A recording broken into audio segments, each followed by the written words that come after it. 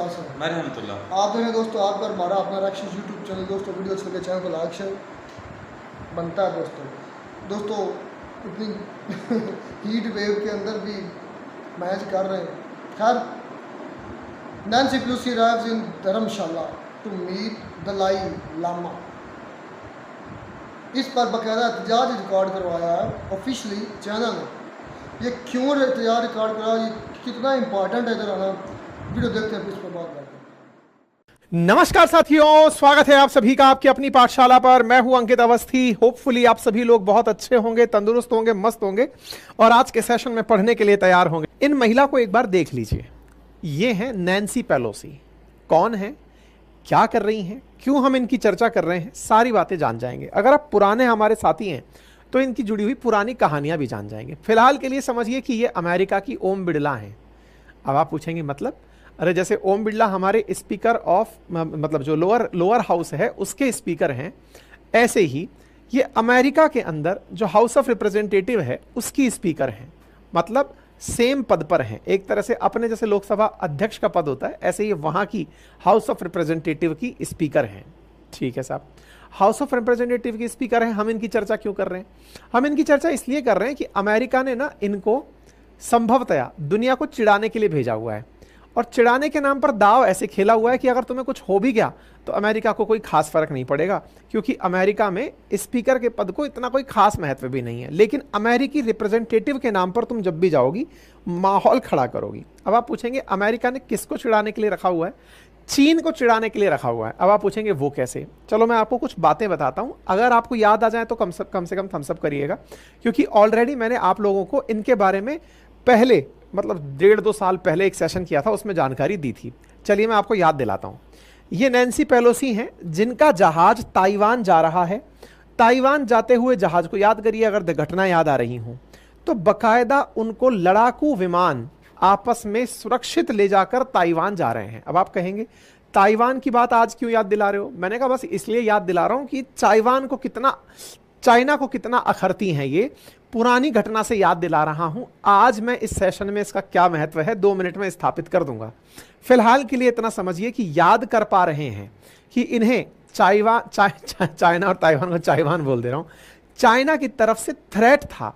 Threat इस बात का था कि अगर आप ताइवान में लैंड हुई तो आपको हम हवा में उड़ा देंगे। अगर आपको याद आ रहा है तो ये ताइवान की यात्रा पर गई थी, और ताइवान की यात्रा पर जाते समय ताइवान के लोग तो इनका सम्मान कर रहे थे, स्वागत कर रहे थे, लेकिन चाइना इनको धमका रहा था, कह रहा था कि अगर अमेरिका ने हदें पार की तो उसे गंभीर नतीजे देखने को मिलेंगे। मतलब इतना तक ये हो गया था कि अगर पेलोसी का प्लेन उतरता है तो उसको हवा में ही मार दो। ये तक चाइना के अंदर बातें उड़ने लगी थी। मतलब चाइना इनकी ताइवान यात्रा पर वर्ष 2022 में भयंकर बिफरा था, संभवतया आपको याद होगा। हालात ये हो गए थे कि ये जब ताइवान में थी तो चाइना वालों ने पूरी तरफ से ताइवान को घेर लिया था, सारी तरफ से युद्ध का माहौल बन गया था। लेकिन अमेरिका की तरफ से नैन्सी पेलोसी सक्सेसफुली वहां जाकर वहां के अधिकारियों से मिलकर प्रॉपर तरीके से लौटी थी। ये वो तस्वीरें हैं जब यूएस स्पीकर नैन्सी पेलोसी का विमान ताइवान पहुंचा था 2022 के अंदर, और उसके बाद में प्रॉपर तरीके से ये यहां जाकर यहां के अधिकारियों से मुलाकात की थी।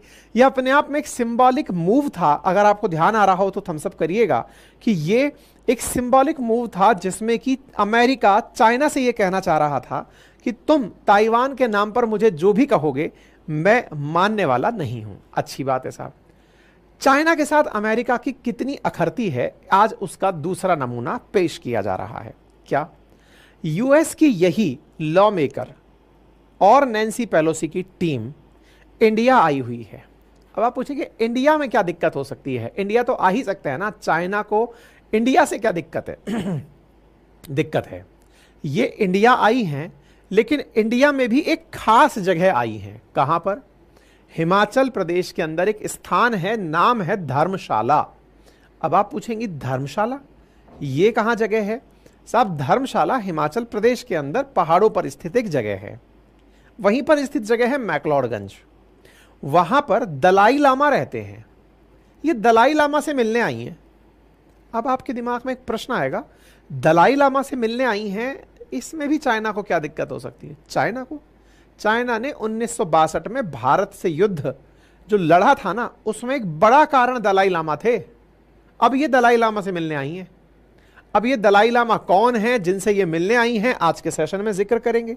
इनका मिलना क्यों जरूरी है, अमेरिका की तरफ से इन्हें क्यों भेजा गया है, विशेष रूप से तब जब अमेरिका में इलेक्शंस होने वाले हैं, उस समय पर इन्हें यहां भेज करके दलाई लामा से कहा है कि आप अगर तैयार हैं तो हम एक कानून बनाने जा रहे हैं, और वो कानून चाइना की पोल खोल देगा दुनिया के सामने, आप पीछे मत हट जाना।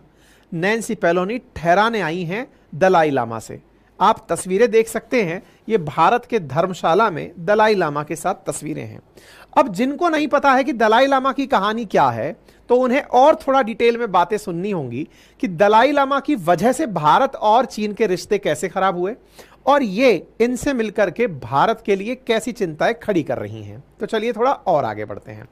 तो मैंने आपसे कहा कि इनका पूरा एजेंडा चाहे ताइवान को प्रमोट करके चाइना को परेशान करना था, या फिर, और देखिए बड़ा ही तरीके से अमेरिका ये सब काम करता है, ताइवान को उकसा रहा है ताकि ताइवान से चाइना का युद्ध हो, ताइवान अमेरिका से वेपन खरीदे। नंबर दूसरा, इंडिया को उकसा रहा है दलाई लामा के मामले पर, इंडिया चाइना के रिश्ते खराब हों, इंडिया फिर वेपन खरीदे, क्योंकि चाइना रशिया इन दिनों बहुत करीब आ रहे हैं, तो हो सकता है इंडिया अमेरिका से खरीद। मतलब ये पूरी तरह से ग्राउंड बनाकर चलते हैं कि दुनिया में अस्थिरता कैसे लाई जाए। अब अस्थिरता कहिए इसे, या फिर ये कहिए कि दुनिया के उन लोगों का ये मसीहा बनते हैं जिन्हें लगता है कि हमें, हमारे साथ में दुनिया में अनीति हो रही है, हमारे साथ लोगों ने गलत किया है। तो चलिए इस समय अमेरिका को उस नजरिए से देखते हैं कि ये तिब्बत के लोगों के लिए कुछ करना चाहते हैं। क्या करना चाहते हैं और इनका असली उद्देश्य क्या है, वो सब समझ में आ जाएगा। फिलहाल के लिए नैन्सी पेलोसी के साथ ये पूरी टीम इंडिया आई हुई है। बाकायदा तिब्बत के अंदर इनका स्वागत किया गया। हिमाचल प्रदेश के अंदर कांगड़ा एयरपोर्ट पर इनका प्लेन उतरा, वहां से इनको बाहर लेकर के हिमाचल प्रदेश के कांगड़ा से लेकर के धर्मशाला ले जाया गया। वहां पर इनका जो कंप्लीट डेलीगेशन है जो अमेरिका से आया है, ये तिब्बत के नेताओं से बात करने आया है। तिब्बत के नेताओं से तिब्बत की जगह हिमाचल की धर्मशाला में बात क्यों? क्योंकि वहां के बड़े नेता इस समय अपनी सरकार धर्मशाला से चलाते हैं। तिब्बत की सरकार इंडिया की धर्मशाला से चलती है, और ये उनसे बात करने आए हैं। तो क्या बात करने आए हैं साहब?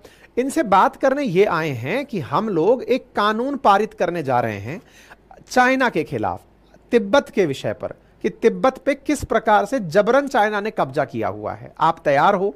तो उसी चीज के लिए ये यहां आए हैं। अब थोड़ा सा तिब्बत समझ लेते हैं। देखिए, भारत और चाइना का जब आप मैप देखते हैं तो भारत के उत्तर पूर्व की तट पर, किनारे पर, मतलब उत्तर पूर्वी किनारे पर एक बहुत बड़ा भूभाग दिखाई देता है जिसका नाम तिब्बत है। हालांकि इसे ये जिनजेन के नाम से पहचानता है, जाइजेन के नाम से चाइना पहचानता है, तिब्बत नहीं नाम लेता है वो, ठीक है। जैसे ऊपर जिनजियांग है, इस तरह से इसको जीनांग कहता है ये। इस क्षेत्र को, जिसको अपन ताइबत के नाम से जानते हैं, ये दुनिया की छत के नाम से, पामीर गांठ की तरह दुनिया की छत की तरह से भी इसे रिकॉग्नाइज किया जाता है। इस तिब्बत पर चाइना का अनाधिकृत कब्जा है। अनाधिकृत कब्जा कैसे है उसकी कहानी थोड़ी सी चलिए डिस्कस कर लेते हैं। असल मायने में तिब्बत और चाइना का जो कन्फ्लिक्ट है, ये कहिए कि तब से है जब से दलाई लामा इंडिया में है। अब आप पूछेंगे ये कैसे, तो इसका थोड़ा सा इतिहास समझते हैं। दलाई लामा कौन है, तिब्बत से उनका क्या संपर्क है, क्या संबंध है, वो समझते हैं। तो देखिए, भारत में जब बुद्धिज्म प्रमोट होने लगा तो बुद्धिज्म धीरे धीरे भारत के आसपास के क्षेत्रों में भी फैला। धीरे धीरे ये सभी क्षेत्र, आसियान कंट्रीज, चाइना, मंगोलिया, ये सब बुद्धिज्म के प्रभाव में आने लगे। ऐसे में ही बुद्धिज्म के लिए तिब्बत एक क्षेत्र के रूप में निकल कर आया। यहां पर बौद्ध धर्म को प्रमोट करने के लिए तिब्बत स्कूल की स्थापना की गई, जो बौद्ध धर्म के लिए लोगों के मन में जिज्ञासा और उनके मन के सवालों को दूर करने का काम करती थी। यह काम करने में तेंजिंग ग्यात्सो 14वें गुरु थे। तो 14वें गुरु थे, तो पहले कौन थे? तो आइए मैं आपको पहले गुरु तक लेकर चलता हूं। असल मायने में कहानी शुरू होती है 1357 से 1419 के बीच में। उस समय तिब्बत के अंदर एक धर्म गुरु हुए जिनका नाम था जे सिंगाम्फा।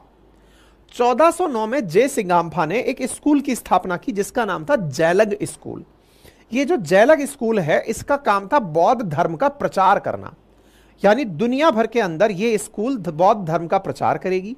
ये जो जैलग स्कूल है, इस स्कूल का जो प्रधान शिक्षक होगा उसे दलाई लामा कहा जाएगा। दलाई लामा गुरु को नाम दिया गया, ठीक है साहब। दलाई लामा नाम दे दिया गया जैलग स्कूल के पर सबसे प्रमुख गुरु को, जिसका उद्देश्य था दुनिया भर में ज्ञान फैलाना। भारत और चीन के बीच में जब यह तिब्बत हुआ करता था, वहीं पर एक चर्चित छात्र थे जिनका नाम था गेंदुन द्रुप। गेंदुन द्रुप आगे चलकर दलाई लामा बने, यानी कि जेलग स्कूल के अंदर टीचर बने।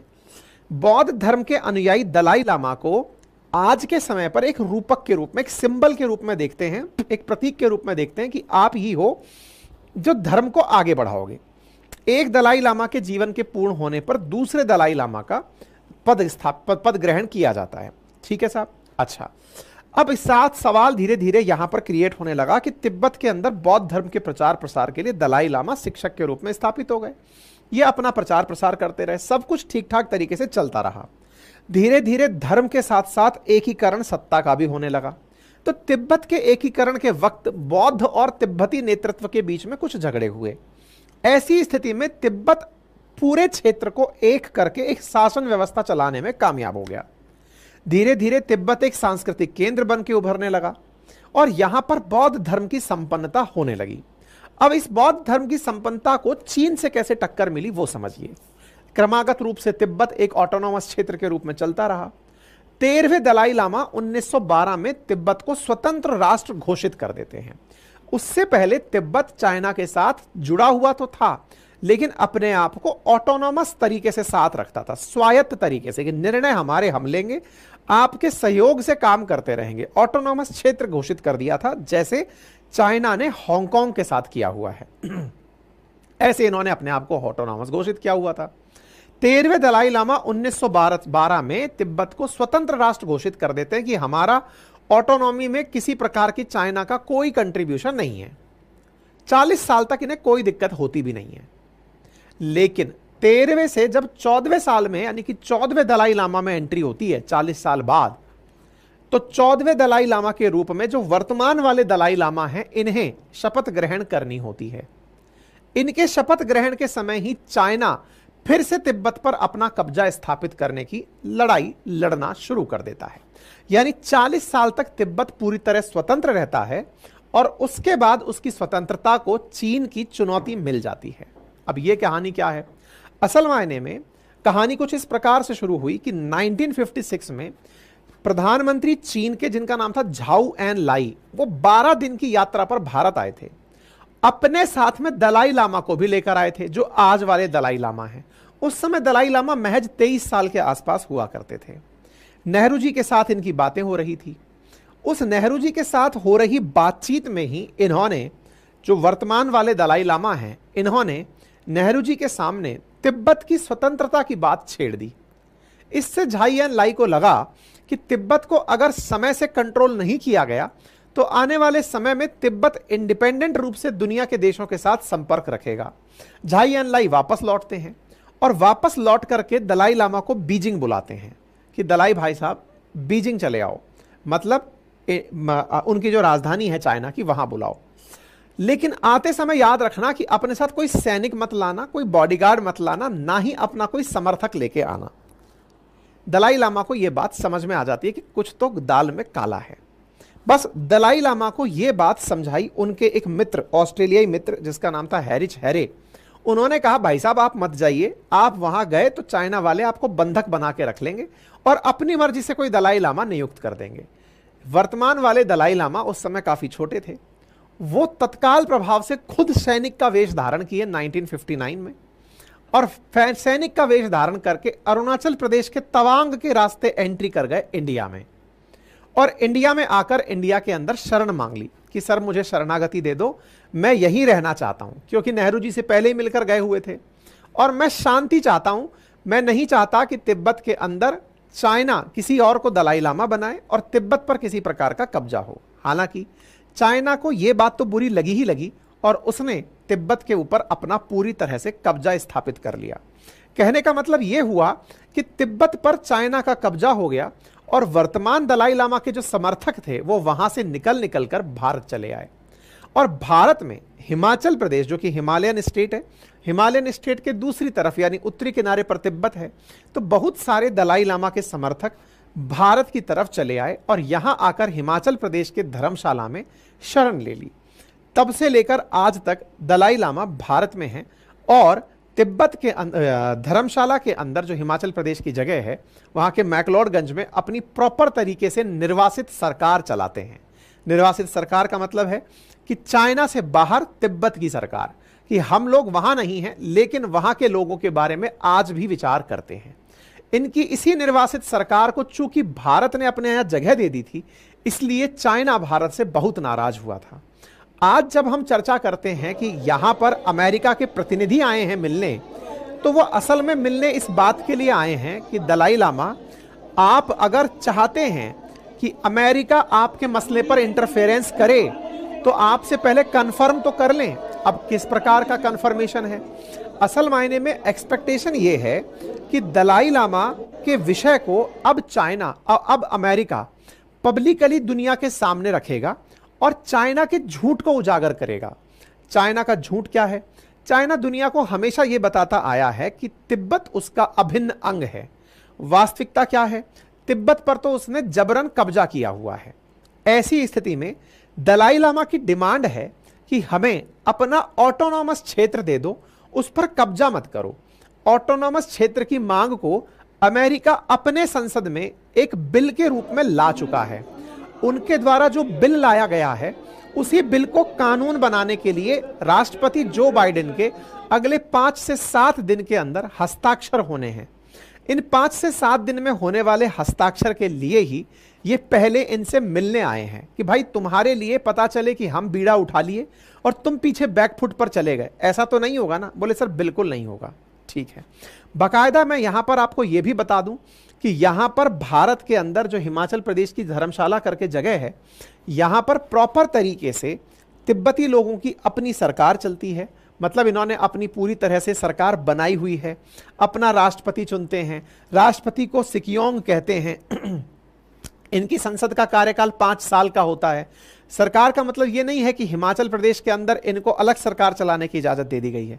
ये अपने मुद्दे जो कि तिब्बतियों से जुड़े हैं उनका फैसला यहीं पर लेते हैं। तिब्बतियों की एक विशेष पहचान के रूप में ग्रीन कार्ड उनको दिया हुआ है, ग्रीन बुक दी हुई है, और वो ग्रीन बुक रखने वाले तिब्बती जो देश भर में कहीं पर भी हैं, वो धर्मशाला में होने वाले इलेक्शंस में पार्टिसिपेट करते हैं। और उन सबका जो सबसे प्रधान व्यक्ति है वो दलाई लामा ही कहलाते हैं। सिकियोंग राष्ट्रपति है, उनसे ऊपर दलाई लामा का पद है। दलाई लामा को देश और दुनिया में शांति के प्रतीक के नाम पर माना जाता है। यही कारण है कि उन्हें नोबेल पुरस्कार, नोबेल शांति पुरस्कार से भी सम्मानित किया जा चुका है। यूएस लॉ मेकर्स इसी कारण से इंडिया वर्तमान में आए हुए हैं। मैं एक जानकारी और आपको दे दूं, यूएस कांग्रेस का ये देख सकते हैं आप जून 12 का कि रिजॉल्व टाइबेट एक्ट आ रहा है। इस एक्ट को पास करवाने के लिए ही ये लोग यहां पर आए हैं। भविष्य में ये लोग क्या करेंगे? यहां पर तिब्बत की एक्टिविटीज को प्रॉपर तरीके से दुनिया के सामने रखेंगे कि जो भी डिसइंफॉर्मेशन फैली हुई है उसे हटाया जाए। इनएक्यूरेट चाइना का जो फॉल्स क्लेम है चाइना को लेकर के, उसके बारे में दुनिया को बताया जाए। मतलब एक प्रकार से चाइना को तिब्बत के मामले में दुनिया के सामने उजागर करने का काम यह कानून करने वाला है, जिस पर बाइडेन जल्दी ही हस्ताक्षर करने वाले हैं। बाइडेन के हस्ताक्षर से पहले ही यह सारा काम यहां पर हो रहा है। ठीक है साहब, तो उम्मीद है अब आपको यह जानकारी समझ में आ गई होगी। ये अंदर की तस्वीरें हैं, किस प्रकार से यहां पर प्रॉपर संसद की तरह से बातें हो रही हैं। यहां पर आप देख सकते हैं प्रॉपर तरीके से किस प्रकार की तस्वीरें यहां पे आपको दिख रही हैं, कैसे ये सब लोग इनसे बातचीत कर रहे हैं, बातचीत के अंदर अपनी बातें रख रहे हैं। चाइना के द्वारा as usual US law makers को वार्निंग दे दी गई है कि आप इंडिया क्यों गए हैं, आपकी तरफ से नैन्सी पेलोसी क्यों गई हैं, जो मोस्ट अवेटेड सी चीज है। इनकी प्रतिक्रिया आना लाजमी थी, वो आ चुका है। चाइना ने बकायदा ये तक बताया कि देखो तिब्बत के लोग बहुत खुश हैं, वो प्रॉपर तरीके से चाइना के अंडर में रहकर बढ़िया पढ़ाई लिखाई कर रहे हैं, बढ़िया खाते पीते हैं, बहुत खूबसूरती से रहते हैं। हमने उनके लिए सारी सुविधाओं का वहाँ पर विकास किया हुआ है। कुछ इस प्रकार से इन्होंने प्रॉपर तरीके से मतलब एक पूरा वीडियो डाल करके इस बारे में जानकारी दी है। ठीक है, हालांकि कुछ लोगों का कहना है कि चाइना का वास्तविकता में पूरी दुनिया में जो असल क्षेत्र है वो इतना सा है जो ये लाल रंग का दिखता है। उसके अलावा तो बोले इन्होंने अधिकांश क्षेत्र पर दुनिया में कब्जा ही किया है। तिब्बत पर कब्जा है, ईस्ट तुर्किस्तान पर कब्जा है, इनर मंगोलिया पर कब्जा है। ऐसे ही इन्होंने ये जो गोत्सू, होकेन, कैंटोनिया, इन सब पर बोले कब्जा ही किया हुआ है। खैर फिलहाल के लिए हम ये समझने का प्रयास कर रहे हैं कि चाइना का तिब्बत पर जो जबरन कब्जा है इसे अमेरिकी समर्थन कितनी अलग पहचान दिलाने में कामयाब होता है, और अगर ऐसा होता है तो चाइना और अमेरिका के बीच में कितनी टसल बढ़ेगी। बस यही प्रयास हम आप समझने का करेंगे। उम्मीद है कि आप तो ये दोस्तों वीडियो होगी ख़त्म। सबसे पहले तो अंकित अवस्थी सर का थैंक्स और उनके लाइक्स जिन्होंने इतना नॉलेज दिया। मैं इनकी अक्सर वीडियोस पर रिएक्शन इसलिए करता हूँ क्योंकि इनकी वीडियो से काफ़ी हिस्ट्री का नॉलेज मिलता है, काफ़ी ज़्यादा। मतलब ऐसी है जैसे मैं एक एग्ज़ाम की किसी की तैयारी कर रहा हूँ, यकीन करें ऐसे लगता है। तो मैं किसी एग्ज़ाम की प्रिपरेशन के लिए इनकी वीडियोस देखता हूँ, हिस्ट्री पता चल जाती है, काफ़ी और चीज़ें, करंट अफेयर पता चल जाता है। मतलब पूरी एक किस्म का इनकी वीडियो के अंदर करंट अफेयर भी होती है, हिस्ट्री भी होती है, सारा कुछ मिक्स होता है। खैर अब वीडियो जो उन्होंने बनाई, नैन्सी पेलोसी पहुंची हुई हैं धर्मशाला। अब अंकित सर ने पूरी हिस्ट्री बता दी, कहाँ से ये काम शुरू हुआ था, कैसे शुरू हुआ था, और ये दलाई लामा किसको बोलते हैं, जो उधर का गुरु होता है, किस्म का टीचर होता है, बड़ा जो उस बुद्ध मत का पैरोकार होता है, उसको चलाने वाला, उसको टीचिंग को बढ़ाने वाला, उसको दलाई बोलते हैं, दलाई लामा। अब इनकी जो हिस्ट्री अंकित साहब ने बताई इसके हिसाब से तो जो ये वाला एरिया तिब्बत का है, ये ऑटोनॉमस जब उन्होंने ऐलान किया था तो चीन ने इस पर आक्रमण कर दिया, कब्जा कर लिया। तो इस लिहाज से तो ये उन्हीं का बनता है, चाइना का। हाँ नहीं, इन्हीं का। ये जो दलाई इलाका है ये हिमाचल प्रदेश में, वो अंकित साहब ने कहा कि जब ज़्यादा प्रेशर डाला गया तो ये उधर से प्रवेश करके आ गए हिमाचल प्रदेश में। तो उस वक्त इंडिया और चाइना के हालात भी ख़राब हो गए, क्योंकि इंडिया नहीं चाहता था कि ये इनको सेफ़ जोन मिले। चाइना नहीं चाहता था कि इंडिया के अंदर इनको सेफ़ जोन मिले। इस वजह से इनके हालात इंडिया और चाइना के काफ़ी गंभीर हो गए। तो अब ऐसे मेन मुद्दा ये है, हिस्ट्री तो हमें पता चल गई कैसे कैसे हुआ, कैसे ये इनका हिस्सा था, फिर कैसे चाइना ने इस पर अपना प्रेशर डाला। फिर जब वो 1957 1959 में वो दोबारा इधर आए, 56 में, मैं तो ये भी हैरान हूँ कि चाइना का जो प्रेसिडेंट है वो बाकायदा इसी दलाई लामा जो मौजूदा आज चल रहा है उसके साथ इंडिया का भी दौरा करता है, 10 दिन के दौरे पर आया।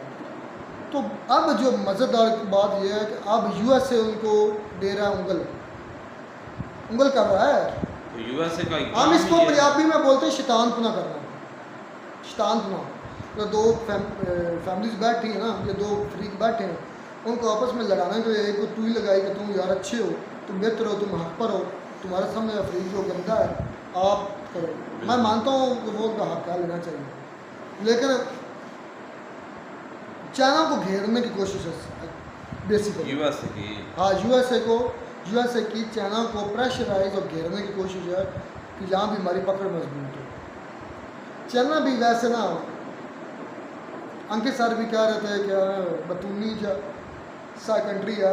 आपको याद है अंकित सर ने भी बताया कि नैन्सी पेलोसी जब ताइवान में जा रही थी तो उन्होंने कहा हम प्लेन उड़ा देंगे, वो कर देंगे, बातें की। अमेरिका ने कहा डट के कहा हम भेजेंगे, आप जो करना करके दिखाओ। कुछ नहीं किया था, कुछ नहीं कर सकते। ये भी ऐसे ही है, फूक से ही है, छोटे छोटे पिद्दू से बनते हैं और दिल जिगरा उनमें है कोई नहीं, और दूसरे की ज़मीनें कब्ज़ करते हैं। इस पर आप बवाल होने वाला। वैसे ज़मीनें भी दिल गुर्दे से ही कब्ज़ होती हैं, ऐसे नहीं होती। लेकिन इतना है कि आप ना दुनिया के अंदर एक और वार मुझे लगता है स्टार्ट होने वाली है, और वो है चाइना और यूएसए की। कोल्ड वार हो, प्रॉक्सी वार हो, कोई भी हो, किस तरीके से हो, ये अब बाकायदा शुरू होने वाला है। ताइवान पर अगर चाइना ने हमला कर दिया फिर तो मैं कहता हूँ वर्ल्ड वार 3 निश्चित है, लाजमी हो गया। यार देखें कि हालात जो है ना बड़े ख़राब होने वाले हैं, और इस पर देखें कि इंडिया पर भी हो सकता है कि अपना इंडिया और चाइना का भी आपस में कॉन्फ्लिक्ट हो जाए। लेकिन मैंने आज से तकरीबन कुछ 6 मंथ पहले मैंने ये बात की थी, और मुझे उससे पहले पता था कि जो यूएस है ना वो किसी का सगा नहीं, ये तो सबको पता है। मैंने ये बात की थी कि जो यूएस है वो चाइना के ख़िलाफ़ एशिया में इंडिया को सपोर्ट कर रहा है, चाइना के ख़िलाफ़ एक बड़ी ताकत को जो है ना सपोर्ट कर रहा है, और वो है इंडिया। इंडिया को आगे करेगा कि क्योंकि खुद इंडिया तो के उसने कंधे पे आज रख के तक- बंदूक चलानी है। बिल्कुल, आज तक उसने खुद डायरेक्ट किसी से वॉर नहीं खेली, सिर्फ एक जापान के साथ या इराक में जो है ना उसने कब्ज़ा किया था और जापान में उसने जो बम गिराया था। लेकिन ज़्यादातर जो वॉर्स हुई हैं हाथ यूएसए का ही होता है, लेकिन इनडायरेक्ट करवाता है। इसी तरह इंडिया से करवाना चाहता है चाइना के साथ। तो पता तो इंडिया को भी है कि वो इलाका हमारा है या चाइना का, या हमने लेना है या नहीं लेना, तो ये बेहतर इंडिया जानता है, ना कि यूएसए जानता है। तो यूएसए का काम यही है कि जो सुकून से बैठे हुए हैं उनको वो ये बात लड़वाना ही है, शैतान पुना करना। हाँ, इस पंजाबी हमारी टर्म इसको बोलते हैं शैतान पुना करना, शैतानगी करना, हरामज़दगी करना। अब यूएसए से हरामज़दगी करने आया है, बिल्कुल। और उनको कोई एहसास नहीं दलाई लामा का। देखेंगे इंडिया तेज़ी से इकॉनमी जो है ना इसकी ग्रोथ रेट बहुत ज़्यादा है और बहुत जल्दी से जो है ना इसकी इकॉनमी स्टेबल हो रही है दिन ब दिन। तो इसको भी जो है ना इन्वॉल्व कर रहा करने के लिए, इसको भी निपटने के लिए, लेकिन मुझे नहीं लगता कि इंडिया इतना जल्दी वॉर में जाएगा। इंडिया भी कोई कच्ची कोलियाँ तो खेलता नहीं है, वो भी सोच समझ कर जाएंगे। लेकिन इतना ज़रूर है कि बाकायदा इस पर एहतजाज किया है चाइना ने, ऑफिशियली एहतजाज किया, जो बहुत बड़ी बात है। तो उसने कहा कि ये क्यों इधर आया, वो हमारा एरिया है, कर कुछ नहीं सकता। वो भी इतनी कोई अहमियत नहीं रखती, वो उनकी कोई सेक्रेटरी हैं, वो क्या स्पीकर है असम्बली की, वो कहते हैं यूएस में उसकी इतनी बात नहीं हाँ है। लोअर स्पीकर के मारे भी तो उनको टेंशन नहीं है। वो भी जानबूझ के कर रहा है, खेल रहा है, दिमाग से खेल रहा है चला के। कभी ताइवान भेज देता है, कभी इंडिया भेज देता है, कभी तिब्बत भेज देता है, हिमाचल भेज देता है। सिर्फ वो छेड़छाड़ कर रहा है चला, वैसे किसी तरीके मार दें, मतलब मारें और ये हम धावा बोल रहे हैं, इन पर संक्शन लगाएं, इन पर सारा कुछ करें। खैर, अब ये किस करवट ऊँट बैठता है, क्या इंडिया उन जो लोग हैं बुद्ध मत या दलाई लामा के पैरोकार, क्या उनको सपोर्ट करता है कि नहीं करता, उनके साथ मिलकर यूएस के साथ मिलकर चाइना से तिब्बत वापस लेता है कि नहीं लेता, ये आप देखने वाला मज़ेदार है, मतलब गेम इंटरेस्टिंग होगी। मिलता नई वीडियो में नए के साथ। God bless.